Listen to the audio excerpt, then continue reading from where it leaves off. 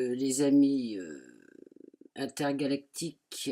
Alors ce soir j'ai envie de faire une petite vidéo. Bien évidemment, je ne sais absolument pas ce que je vais dire puisque je sens juste le besoin d'exprimer et que j'adore la seconde. Je reviens là. Aujourd'hui, je me suis tapé un aller-retour Curzon-Chinon, ce qui fait à peu près 400 bornes, facile.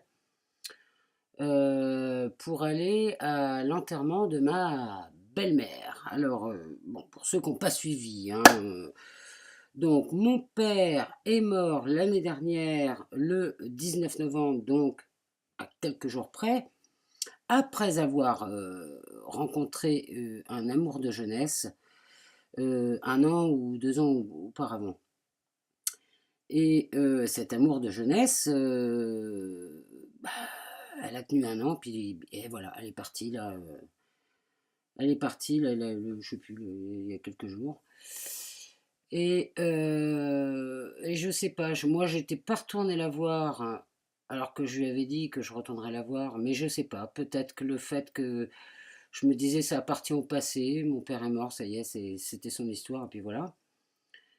Mais en fait, il y avait quelque chose de profond que j'avais pas bien déterminé, qui a été très puissant de sa part à cette femme qui s'appelle Mylène, envers moi et ma sœur, envers les filles, euh, parce que elle a pointé du doigt, quand mon père était encore en vie, cette guérison nécessaire entre le masculin et le féminin dans ma famille, donc entre lui et ses filles, quoi.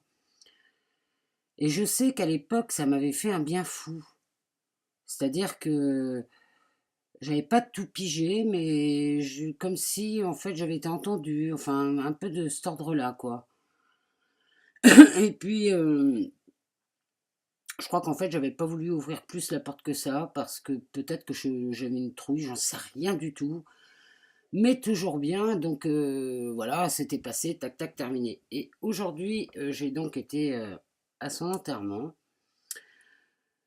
Et mon frère me dit, parce qu'on était les deux là, deux seuls de la famille à y être allés, et mon frère me dit, sous couvert d'un humour tendre, bah tiens, j'ai pris un paquet de Kleenex, hein, on sait jamais. Bon, je le regarde, je dis, oui, enfin, je pense pas que j'en ai avoir besoin, quoi. Mais vraiment, j'étais persuadée, parce que lui, il sous-entendait que ça allait peut-être réveiller par rapport à papa, et puis en fait, moi, et effectivement, d'abord, il y a eu une très belle messe qui est quand même relativement rare, d'avoir une très belle messe avec un curé qui dit pas des conneries. Donc déjà, ça, c'était pas mal. Et alors, il y a un truc qui m'a... Une espèce de... Je peux pas encore dire vraiment ce qui s'est passé, mais je pense que c'est suite à cette histoire de guérison. Je sais pas, c'est... D'abord, j'ai appris à travers tous les témoignages que cette femme était remplie d'amour, mais vraiment remplie d'amour. Que moi, évidemment, je l'ai connue vers 1 an avant qu'elle parte. Alors forcément, elle a un côté plus aplomb comme ça, un peu plus rigide. Mais à un moment donné, dès le début de la messe à peu près, le curé a dit, l'a appelée Marie-Madeleine. Et je sais pas, ça m'a percuté. J'ai dit Marie-Madeleine, elle s'appelle Mylène. Et en fait, son vrai nom, c'est Marie-Madeleine. Et là, ça m'a percuté. Je ne sais pas ce qui s'est passé. Ça a été à la vitesse grand V. Euh, Parce que Marie-Madeleine, pour moi, il y a Marie et Marie-Madeleine. Bon, je suis d'éducation catholique, je ne peux pas passer outre, hein, c'est rentré dans la tête et tout. Donc, moi, je vois le bon côté, très bien. Donc, Marie, c'est la spirituelle, l'intouchable, comme ça. Et Marie-Madeleine, c'était plutôt limite la prostituée, tu vois, enfin, donc la vivante, quoi, la terrienne, la vivante. Et il n'y a pas si longtemps que ça, j'ai lu un bouquin de Caroline Gauthier, Au nom du corps, que je vous recommande d'ailleurs, qui est vachement bien. Et elle parlait beaucoup de Marie-Madeleine, de ce truc-là. Et je sais que ça m'a, pareil, ça m'a percuté. Je me suis dit, ouais, parce que moi, ma mère, c'était plutôt Marie, Seigneur Marie-Joseph, quoi. Tu vois, on ferme toutes les écoutilles et puis on attend de mourir, quoi, finalement, hein, sans en prendre conscience, bien évidemment. Et donc, quand le curé a parlé de cette Marie-Madeleine, qui était Mylène en fait, tu vois. Je sais pas, il s'est passé un truc et là tout d'un coup j'ai toute une émotion qui est sortie. Je me suis mise à pleurer. J'ai senti quand même que c'était, ouais, un espèce de truc de tristesse qui devait être. Pourtant moi je croyais que la tristesse, ça y est, c'était réglé, j'en avais plus. Alors je sais pas d'où elle vient, hein. Je vous dis, je calcule rien du tout, hein. J'accueille, point la ligne. Mais en tous les cas, ça m'a fait un bien fou. C'est-à-dire que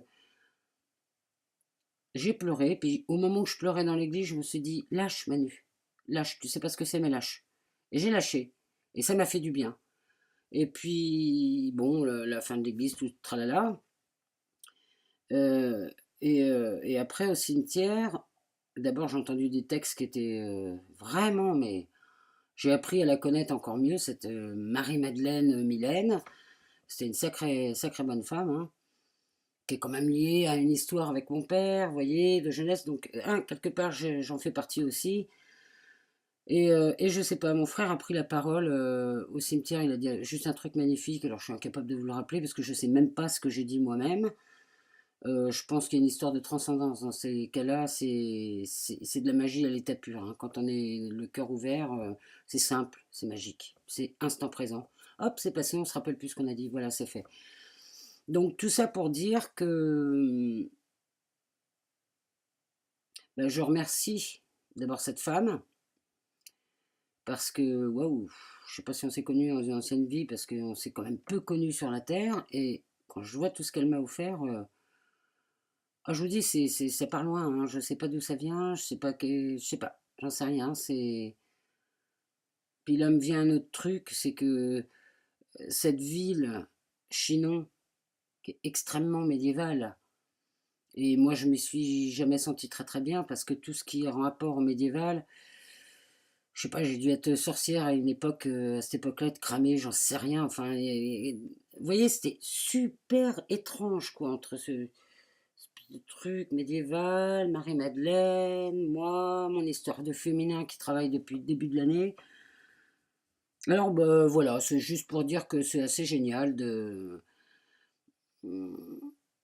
vivre intensément chaque chose et de laisser entrer chaque pensée avec bonheur et avec amour, parce que même si on n'y comprend rien, on sent qu'il se passe quelque chose. Et c'est ça la foi, c'est ça faire confiance à l'univers. C'est, je sais pas ce que j'ai vécu aujourd'hui, j'en sais rien, mais j'ai vécu quelque chose. Et je le pressentais en plus, parce que hier soir, je sais pas pourquoi j'étais super énervé, genre pas énervé mal, hein, mais énervé, j'arrivais pas bien dormir. Vive la vie. Moi je dis vive la vie. Allez, je vous embrasse, salut les amis, hein.